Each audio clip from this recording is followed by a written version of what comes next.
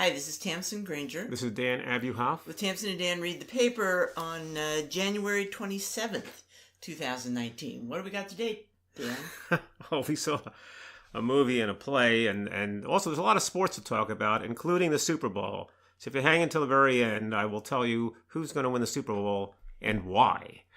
But until then, birthdays this week, Tamsen? Yes, it's a big birthday week in my family. Happy birthday, Sister Sarah. Happy birthday, Brother Steed. Very good.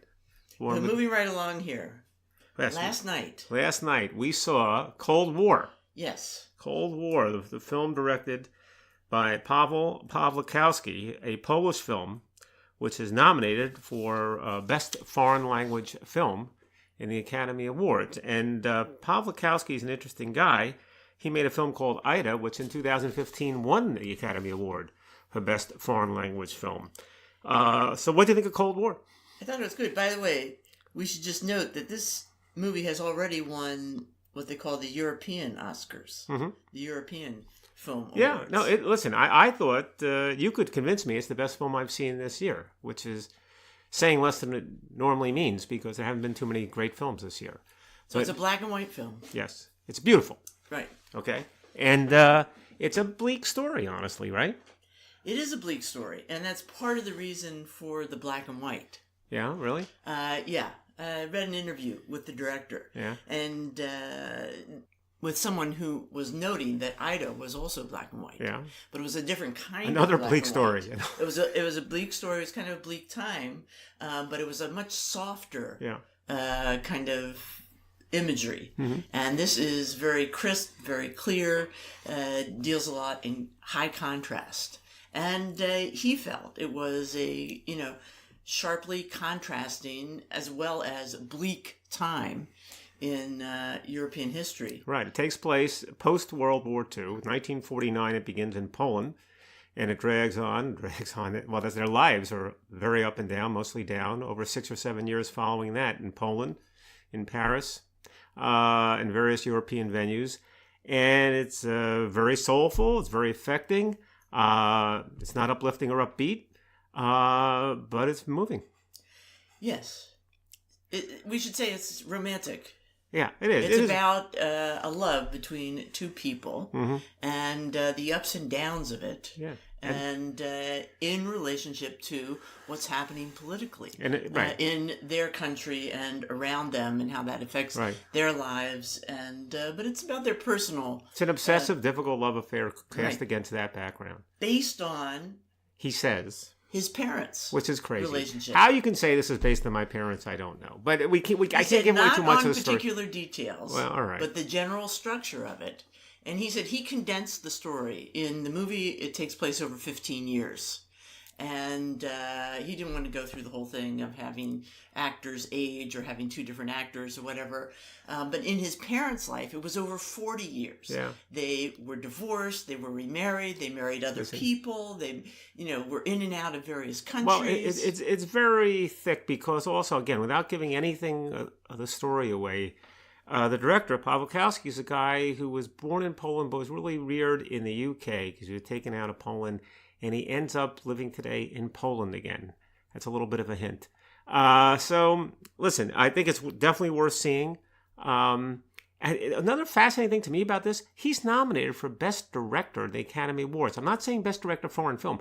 Best Director. That never happens. You're saying for a foreign film? For a foreign film director is nominated for Best Director. There are very few spots for that. And this year, it's a remarkable situation. You have Spike Lee.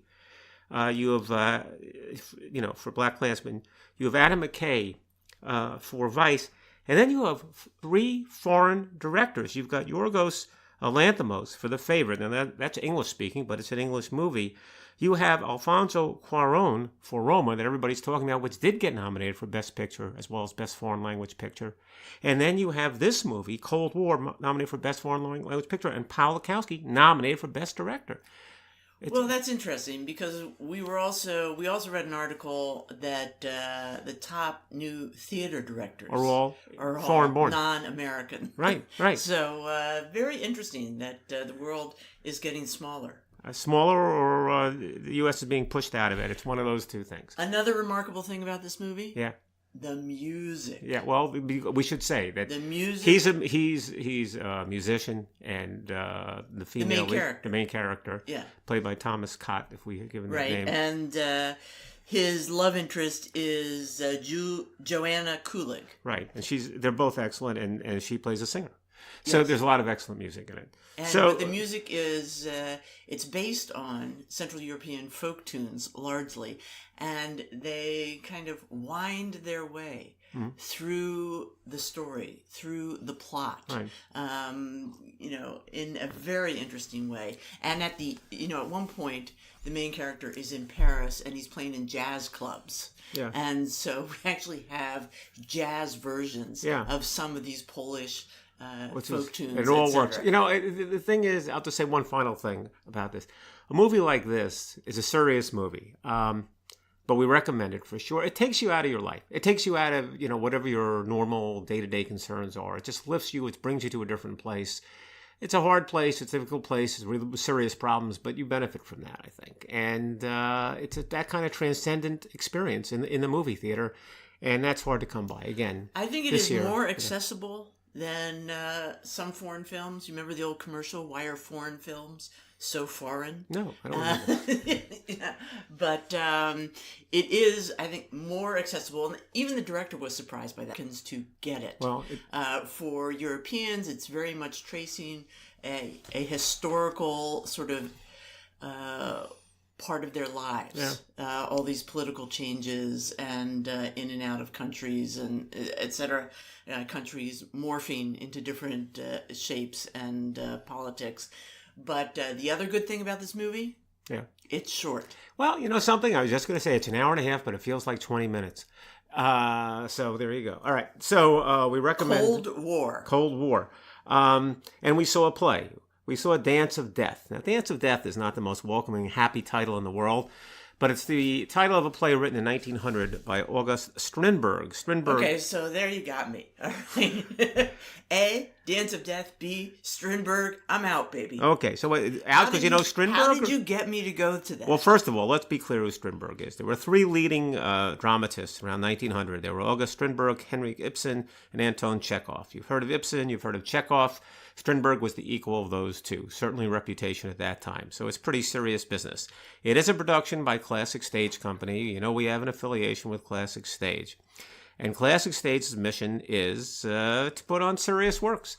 To challenge you a little bit. And that's challenge the viewer, challenge the performers, challenge the directors, exactly, which is an important perspective to have, because when you come and you sit down in the theater, which is a very nice small theater, you're going to be brought into this, but you have the sense of you have to lend yourself to it. You're going to have to really invest in this in a way, because it's not going to be, as you put it, as accessible as something else might be. So, with that as the perspective one brings to this, what do you think of it? I did not think it was as bad as I was afraid. It was better than you thought it would be. It was better. Yeah. It was again. It's tough subject matter. Right. It's a married couple. Dancing around their relationship, bickering like crazy, telling tall tales, goading each other. Right. It's so, but I thought it was well performed. It's an adaptation, a fairly recent adaptation by Conor McPherson, who wrote The Weir. He was a serious playwright. Okay. When I say serious, an excellent playwright. An excellent playwright. Yeah. And so it, on many levels, it worked in ways I didn't expect it to work. It was at times humorous, just as sometimes it was horrifying. Yeah. So, a lot like life, I guess. And it veered occasionally into the absurd.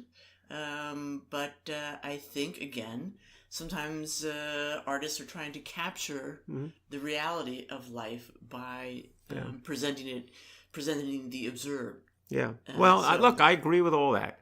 Let me say this, first of all, about the play and about Strindberg. Strindberg is, in some people's view, was a misogynist. He had a difficult personal life. He was married and divorced 3 times. He had a tough time dealing with women, supposedly. Also, the woman in this play, which is, can I say, shrew-like or difficult, The man's difficult too. Allegedly a depiction of his first wife. Exactly, my point. Yes. And I love how you're couching all this supposedly misogynist, etc. You know me, I'm it open-minded. Seems pretty well documented. Yeah, all right. Okay. I mean, you don't have to love every playwright, do you? Oh, that's a whole question right now. But Look, sometimes it's the honeymooners and sometimes it's two steps beyond. And you're going like, oh. Okay. I should mention it was directed by Victoria Clark, who's the great musical performer who was the light in the piazza. And many others. And many others and things that we've seen in encores. Yeah. How did such a nice lady ever And it stars Cassie Beck as Alice, Richard Topol as Edgar, and Christopher Invar as Kurt. All three. Here's something that we haven't discussed, and I've thought about it. I'm not sure I love the female lead. And I'll tell you why. There's nothing she did that was bad, okay? But this play gets performed a lot. This is not something they pulled out from deep into the closet. No one wants to touch it. Yeah. It gets performed. There's even a movie that was done in 1969 with Laurence Olivier in it, right? But there's a production I noted a few years ago with Helen Mirren in it, okay? Mm-hmm. If Helen Mirren's in this play, it's a whole different play. Now, there's only one Helen Mirren. I get that. But the notion of the moving from the difficulty to the playfulness, the in and out of the relationship. The complex nature. Yeah. I think you see the potential to have that enhanced. So I wonder about that. Did you want her to be more likable? No, I wanted her to be, I thought you could see the wheels turning in her case. And I wanted her to be more fluid, more instinctual. I don't know. Right. But it's not so much a criticism of her. I want Helen Mirren in the part. That's what I want. Where's Helen Mirren when you need her? So in any event, so that is Dance of Death at Classic Stage. So it's something you might want to check into. I think it's probably, I think it is worth your time. All right, so we move on to the world at large. And one quick investment in the commercial world at large. Maybe two. One story that jumped out at me was from the Journal. The world's biggest brands want you to refill your orange juice and deodorant. And then folks like Procter & Gamble and Nestle and others are now going to try selling things like Tropicana orange juice in refillable containers. In the case of Tropicana, it's going to be glass bottles. In the case of Tide, it's going to be metal cans. And the question is whether consumers are going to cotton to that, either by virtue of a delivery service, which is going to pick up your metal container or your glass bottle and refill it for you, or whether you're going to go glass bottle, your metal container, and fill things up on a regular basis as opposed to the way things are normally done. And that's the question, Tamsen. What do you think? I've been trying to refill my own coffee cup for years.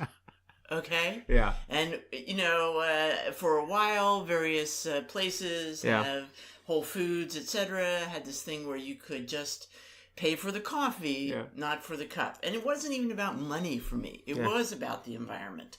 And you get into all this stuff about, oh no, we can't do that. It would be unsanitary, etc. Well, let's say they changed. Let's say they changed. If it works, fine. Let me give you this idea. If it can possibly work. What if we don't have to do this? What if somebody opened a store? All they did was refillables. They had a range of refillables. They had beer. They had coffee grounds. That's another thing. The growler thing. Okay, but the growler thing didn't quite catch on. In some places it did, but just think for a moment. Just think big. What if you just a store that was just a refillable store? That's all you did. And I think that would be a huge freaking store.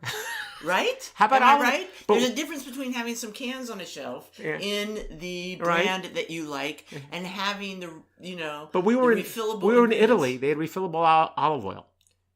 Yeah, and it was huge. I understand. Huge. It was like a gas station. You were in a gas station with these huge vats. These are big that ideas. Had spigots. This is the future. You would have to kind of convince people that. I'll have to talk you into this. I wouldn't. I would do it, but how's that going to happen? How are you going to get the average Joe to load up their car with the laundry detergent container and the olive oil container and the milk bottle and truck that all into the store? They say in this article that in the mid-40s, and it was a different time technologically, that everyone bought their beer and soda that way. They did not have individual cans and bottles of Right, beer and soda. but you're talking about many more products than that. Okay. Okay. Food for thought. I embrace it, but as I say, in the small areas I've tried to do that.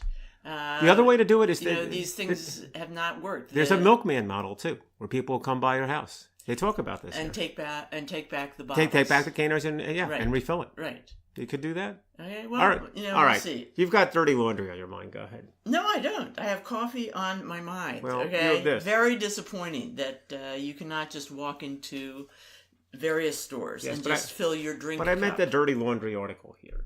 This is this guy. Okay, Hans Jürgen Topf. Yeah. Der Topf, this guy, as he likes to call himself, is the laundry guy to the stars. And he works out of Germany. Yeah. Okay. You're perking up. And it's just kind of another situation where somebody filled a niche. It's another way to deliver a service. He was born in 1956. Yeah. All right. He has a bad He's back a kid. now. He's a kid. He goes around. He supplies laundry service to musical acts. Right. Okay. Okay. Including, like, for instance, the first one they cite is U2. Okay. Yeah. So there's a truck with his washing machines that goes with U2. Right. The headline of the article. All over. He does Madonna's laundry. Venues. The man does Madonna's laundry. Okay. These tours, the U2 tour, for example, lasted 7 months, spanned 2 continents, and had 150 people as the entourage. I'm thinking that through. All who need clean clothes. Oh, okay. So instead of having somebody run out to a laundromat whenever they're in a particular town and do all the laundry, he brings the laundromat to them. Okay, so he was born in 1956, a family of East German refugees. Yeah. Okay, we're back to East Germany again. Right. And his father actually was a smuggler. Mm-hmm. And would help get people out of East Germany, okay, in, potato trucks or something. And he was eventually caught, and then his family managed to escape to West Germany, where they started a laundry business, and Der Topf is still located there today. All right. He doesn't go out on tour too much anymore because he has a bad back. Don't we all? But this just started, many years ago in the 80s. A truck on the way to some performance asked him for directions. Yeah. He, meanwhile, was making like a delivery for his family's laundry business. And one thing led to another. He starts hanging out at musical venues saying, hey, do you need someone to do your laundry? And so it boggles my mind that he has this truck of washing machines. And he just hooks them up wherever he can. Yeah. He knows all the defunct, he says, disabled bathrooms in every German football stadium. Right. It's the bathrooms. Yeah, all you need is a bathroom. Them work. If necessary, he, will air dry the performers' costumes with like a handheld fan or something. He's made mistakes. He ruined a pair of Joe Cocker's pants. He ruined a vest of Janet Jackson's once. He shrank a golden pair of pants belonging to David Hasselhoff. Well, that's probably all to the good. But mainly, he does a very good job. So this is it's a lot of territory from Joe Cocker, David Hasselhoff. He has trucks all over Europe, and now he's also expanding to the U.S. as well. So that's kind of interesting. Yes. All right. Well, it's I missed that article. I was focused on the Hall of Fame this week because there was all this stuff about who got in. We don't have to dwell on that. We all know who got in, but there was an article in the Times which was right on top of things. Bill James should be in the Hall of Fame. Bill James, the original statistician of the stars, the original sabermetrics guy, the guy who looked at baseball statistics in a different way. But I feel like, is that historic? Yes, it's changed the game fundamentally. Although I should say, perhaps this is your concern, are there non-players in the Hall of Fame? There are. Okay. They're usually owners and commissioners, people who did nothing for the game. Okay, but this guy really did something. Yes, he changed the game. Whether you think it's better or not, I don't know.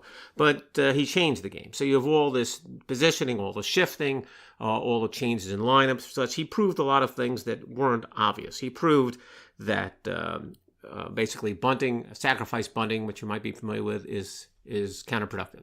That you don't want to do it. That it results in fewer runs. He proved that what matters more often than hitting home runs in power is getting on base. But it's not just because he wrote a book and said all these things. No, statistically, he proved it. Things have come into practice. Well, these realizations have come into practice. No, you skipped a step. Okay, number one is he demonstrated it's the case, and number two is people have adopted it. Yes, right. Both those things. So it's made a real impact. Yeah. All right. And he worked. As a matter of fact, he works. So has he had his name put up? No. But that's because that's where we come in. Because now, we'll build a groundswell, put his name up. Okay. I mean, he's working now. He started as a guy who was basically would sit outside, old plants. He was a security guy. And he had nothing to do with it. He would write things like his articles about baseball statistics. And he was interested in true crime. He wrote an interesting book about that. But he just did this as a hobby. Now he works for the Red Sox. Mm-hmm. And people use his statistical methodology all over the place. And now many more people with much more advanced degrees than he had are using quantitative methods that weren't available to him to go even beyond that. But it all started with him. Okay, so we're looking for, in the Hall of Fame, that big case with sabermetrics. Listen, this goes back to pictures Steve of Bill Klugman, James. who used to come into my office 100 years ago and said, I just bought Bill James' preview book for the baseball season. Here's what's going to happen that you have no idea. And I'd say, who's Bill James? And he would go on and on and on. And sometimes he was even right. So, look, he's an original thinker for an old game. And he's changed it. So there you go. That's my guy, Bill James. So you were going to talk about, something to do with art. Something about a hidden painting or something like that. Yeah, right? Yeah, art and retail, actually. Good. But a lot of funny things. Well, first of all, the powers that be at Oscar de la Renta were getting ready to have a new store in Paris. Yeah. And they had found a place to put that Oscar de la Renta store, boutique, whatever you want to call it. And in fact, they had their eye on this space for a while, and it wasn't quite big enough. Then the second floor became available. Then renovations started, and lo and behold, in the process of renovating a very unexciting looking space, they the construction workers found a fantastic ceiling. A coffered, wood-paneled, coffered means little squares, paneled ceiling painted with heraldic symbols, etc. And then as they continued, they found behind some drywall a kind of an amazing 17th century painting. So this is all kind of fun. And this has been, in the newspaper, on the TV shows, etc. It ends up being an oil camp. One thing leads to another, and they get in an expert from the Louvre, and they find out this is an oil on canvas created in 1674 by an artist named Devuet, who actually worked with a very famous painter from the period, Charles Le Brun, the big guy for Louis XIV. Who did a lot of work on Versailles, etc. And so they trace down, what is the painting, what it may be, etc. So it's all very exciting that you're doing this very run-of-the-mill renovation in a retail space, and kaboom, there's this secret hidden painting behind it. And so hopefully much more will come of that. But it made me think about other hidden paintings, of course. Good. All right. There are some super famous ones, including Leonardo's painting of the Battle of Anghiari, which was, I think I might have talked about this before. It's in the Palazzo Vecchio, allegedly. Originally, there were two walls, one painted by Leonardo, one painted by Michelangelo. Although the Michelangelo probably was never finished, but the Leonardo was, we think, and then it disappeared. Okay, there's a renovation of the space by none other than Giorgio Vasari, and the painting to Leonardo disappears.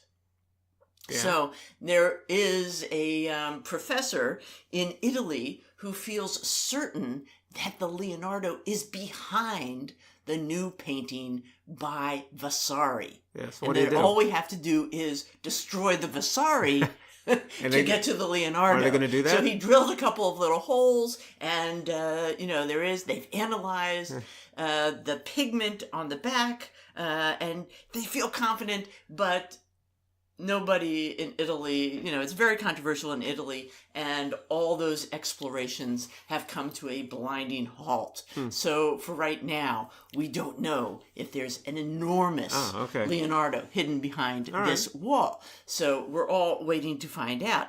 There was also a rumor here, but here's the deal. You know why I don't think there's a Leonardo behind there? No, I don't know why.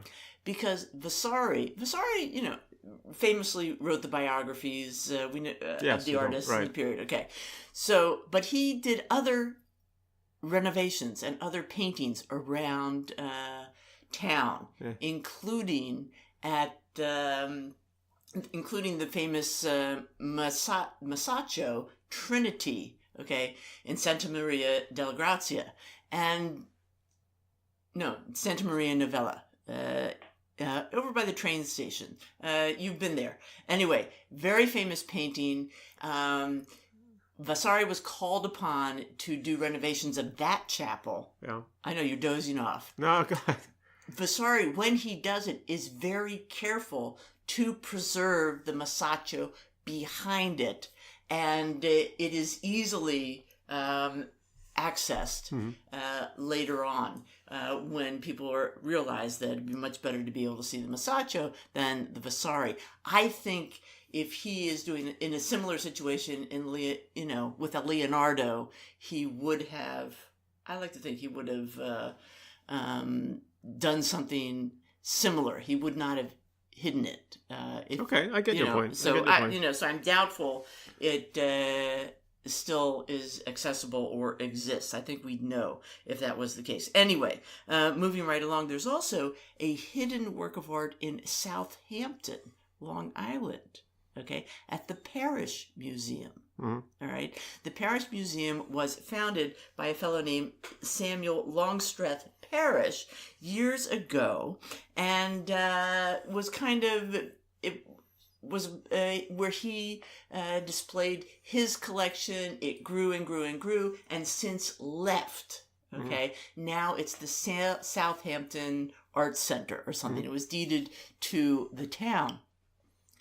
Behind some drywall there is a kind of sort of composite altarpiece made of plaster casts purchased by Parrish back in the day. In the 19th, 20th century, early 20th, late 19th century, American art collectors were collecting a lot of plaster casts of great art. Not being able to afford a Donatello, but you could get a cast of a Donatello. And behind this drywall are the plaster casts. Now, recently, somebody wanted to put a hole in the drywall, which is just stupid drywall, and have kind of an exhibition where you could look back there and see his old stuff, which is no longer considered of value or interest because it's not real sculpture. It's just plaster casts. The town wouldn't allow it. All right. No, it's not all right. Okay, how silly is that? All right? So people cannot see this. And they could have had a chance. And you could easily cover it up again. But anyway, so that's some of the art hidden behind walls stories that have fascinated me. And I can see they're not fascinating. Well, moving right along. No, see, here's what I would have expected. All right, I would expected to do is say, here's 6 or 7 situations. I mean, it must happen a lot. It must happen a lot. Quite apart from, the detailed histories that you just gave us. Are there not like a bunch of examples of this? It still boggles the mind, doesn't it? That we are down on our knees before any Leonardo, right? And yet, in the same century after he lived, people were painting over it. People were saying, that's old-fashioned. Yeah, no, but that's the thing that gets me. Bye-bye, Leonardo. Yeah, I don't know what the details. I don't know enough about art. So it gets very complicated to try to, resurrect this stuff. Yeah. But it's just, I don't know. It's interesting to think about what is art, what is great art. And also, to me, it's interesting that people ever paint over anything, honestly. Why would you paint over anything? There's so many blank canvases to use. I don't get it. Or blank walls, even. So it's hard for me to fathom. There was also a great story that when Pope Julius asked Raphael to paint in his rooms, the Sala della Signatura, that somebody had already started a painting, and Raphael just bricks it right up. And then, but actually, Raphael was such a lovable guy that he actually does a little tribute to that artist in another room. Yeah. But again, that was a story spread by your friend and mine, Vasari. Yeah. Right. And we think it's not true. All right. Let me going back to sports. This is the 50th anniversary of the Mets winning the World Series in 1969. 1969. Yeah. The Amazing Mets, Mets, or whatever it was called. Right. Yes. Okay. So we'll probably talk more about this as the year goes on. And that what people get excited about there is the team was a last place team. They went from zero to hero. It's called worst to first is the exact phrase. But you have 2 examples that's going on right now in New York, and people are sort of onto it and not onto it. One is the Brooklyn Nets. People are starting to catch up with the Brooklyn Nets. The Brooklyn Nets, the last place team for several years because of disastrous trades, and they're in Brooklyn in that wonderful Barclays Arena, but awful. And now, suddenly, as they say in the journal, remember the Nets, they're good now. They're winning like crazy. Are they really? Because it seems like to me that we hear that story every few years. Okay, let me give this to you. They've won 10 out of their last 11 at home. They've won 18 of the last 23 games overall. They're now 3 games over 500. They're now positioned to be in the playoffs in the coming year. Okay. They have arrived. All right? So your endorsement is usually the kiss of death. It's not an endorsement. I've been waiting for the Nets to get good. Sean Marks, the general manager, Kenny Atkinson being the coach. He's brought in a bunch of players. None of them are superstars. They're all B pluses or Bs, but they play well together, and they're an extremely deep team. They just suffered another injury. Spencer Dinwiddie went out, but they'll be okay because they have many, many players. So that's a great story. They're far superior to the Knicks, who get much more publicity. But here's something that even I wasn't onto, and that's the New York Islanders. The New York Islanders, also a last-place team, lost their best player in the offseason to the Toronto Maple Leafs by free agent, destined to go nowhere. I did mention, I think, at the beginning of the season that they hired Lou Lamoriello, ex of the Devils, who's a brilliant general manager. And believe it or not, in just a few weeks and a few months, they are leading their division. They brought in a guy named Barry Trotz, who was the coach of the Washington Capitals team that won the Stanley Cup last year, but they couldn't come to a satisfactory salary arrangement in the future, so he was available. They have a top coach, but the strangest thing of their amazing story is they have a goalie named Robin Lehner, who 10 months ago was drinking a case of beer a day and taking pills to go to sleep.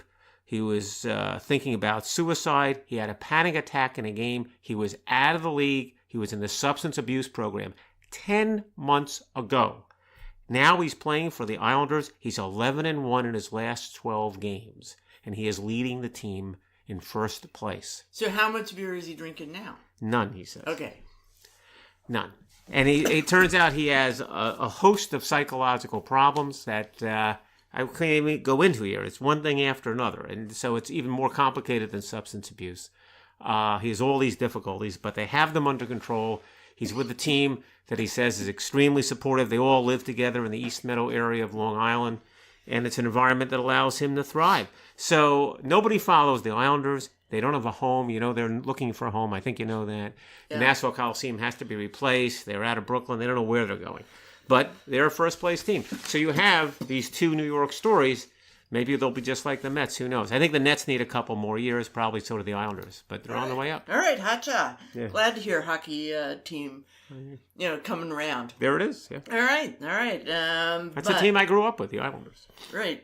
But you say they gave away their best player to the Maple Leafs? They didn't say. They lost him a free agent. Yeah. Uh-huh. John Tortorella. All right, museum update quickly, because I've already glazed over your eyeballs with so much art. But here's the deal. Yes. There's an exhibition opening at the Stockholm National Museum, about the Danish Golden Age, referring to the first half of the 19th century. All right, so usually we think of Kierkegaard, Hans Christian Andersen, and others, but not painters so much in Denmark, etc. And so this is going to be kind of a landmark exhibition demonstrating Danish painting during this period that is resplendent with Nordic light, small, intimate, limpid works that seem to cross-pollinate Impressionism with photography. So I feel like this is going to run from February 28th to July 21st in Stockholm. Then it's going to Denmark, the National Gallery of Denmark. Then it's going to Paris. And you get the sense from the article in the Wall Street Journal that this is going to kind of wake people up to this Danish painting and some of these Danish painters in a new way. And so they mention various artists such as Eckersberg, Kobke, and others. And it looks like a rather interesting collection of both landscapes, portraits, to some extent informed by Italian works of art and the exposure of these artists to Italy, but also the rest of Europe. So look out for that. One interesting painting that I should just quickly mention is a portrait of King Frederick VI by Eckersberg. And, mostly it says, the article points out that this king is usually presented as very imperious, medieval, enormous looking. And Eckersberg somehow manages to make him look like an everyday guy in an extraordinary outfit. Kind of a little bit of a political statement there, showing him as a king who's a man of the people. Well, that's good. So watch out for Danish painting, maybe the next craze, 19th century Danish painting. All right, good. As long as they don't paint over the stuff, they'll probably be okay. You want to go to Stockholm? You've got a list of places to go to see paintings. We'll have to go over it. A lot of licorice there, too. Yeah. All right. So I should correct myself, by the way. I said John Tortorella a moment ago. It's another player. John Tavares is the extremely good hockey player, all-star hockey player of the Islanders, who was signed by the Maple Leafs, helping the Maple Leafs, but the Islanders are still doing well. So, the Super Bowl, you want to know, a week from today. Or the big game. I'll call it the Super Bowl. It's okay. Right. It's all right. I know there's a trademark issue there, but I ignore it. So here we go. The Rams against the Patriots. And already, I think most people are picking the Patriots. Although there's support for both sides. Here's the deal with the game. It breaks down very simply. And I don't know why more people aren't onto this. The best offensive player coming into the season for the Los Angeles Rams has been missing in action. He is not the quarterback. He is not Jared Goff. He's a fellow named Todd Gurley. He's the running back. Mm-hmm. Todd Gurley was the AFC, I think perhaps the NFL, Offensive Player of the Year last year. Mm-hmm. Not the best player in the Rams, the best player in the league. Okay. All right? He, late in the season, suffered a knee injury. Right. And the tradition of the NFL is you don't give details about injuries, which is going to change because once gambling takes over the NFL, which it will, no one's going to stand for that. But in the meantime, they're like a mom and pop shop, and they keep secrets. So no one tells you how hurt Gurley is. They played the last week's game against the Saints, which was a very good game and very close, and Saints probably should have won. It was a bad call. You remember that. Right. But the fact of the matter is, Gurley barely played.